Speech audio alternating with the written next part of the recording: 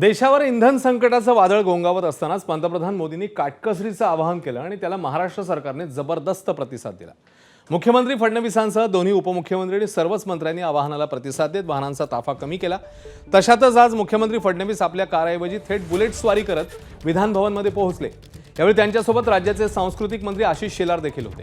मुख्यमंत्री फडणवीस यांच्या सुरक्षा व्यवस्थेतील पोलीस कर्मचारी देखील बाईकवरूनच विधान भवनात दाखल झाले। त्याशिवाय इतर मंत्री आपल्या ईव्ही कारसह विधान परिषदेत बिनविरोध निवडून आलेल्या 10 आमदारांच्या शपथविधीसाठी पोहोचले, तर काही मंत्र्यांनी थेट पायी प्रवास करायला पसंती दिली। केंद्रीय मंत्री नितीन गडकरींनी आज पुणे दौऱ्यात पालखी मार्गाची पाहणी कारऐवजी बसमधून केली।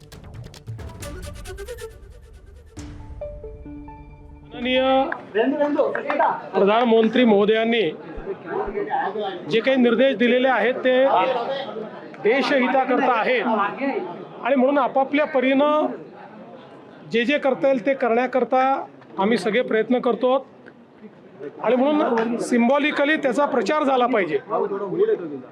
आणि जेव्हा राज्यातले नेते मंडळी अशा प्रकारे प्रचार करतात तर ते लोकांपर्यंत पोहोचतं, म्हणून मी आज या ठिकाणी मोटरसायकलने आलेलो आहे।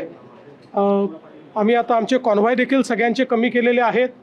सगळ्यांचे जे काही परदेश प्रवास आहेत ते देखील आम्ही आता सगळ्यांचे रद्द केलेले आहेत आणि वेगवेगळ्या प्रकारे इंधन बचत कशी करता येईल, परकीय चलन बचत कशी करता येईल हाही आमचा प्रयत्न असेल।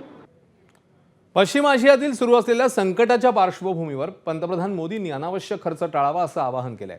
या अनुषंगाने महाराष्ट्र शासनाने खर्चाला कात्री लावण्याकरता विविध विभागांसाठी महत्त्वाच्या उपाययोजना जाहीर केल्या आहेत। सरकारने परदेश दौऱ्यांवर निर्बंध घालत सार्वजनिक वाहतूक वापरावी असा सल्ला दिला आणि सर्वच विभागांना डिजिटल बैठक घेण्याचे आदेश दिले।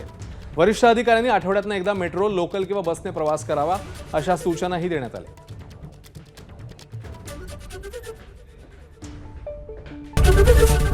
एबीपी माझा, उघडा डोळे बघा नीट।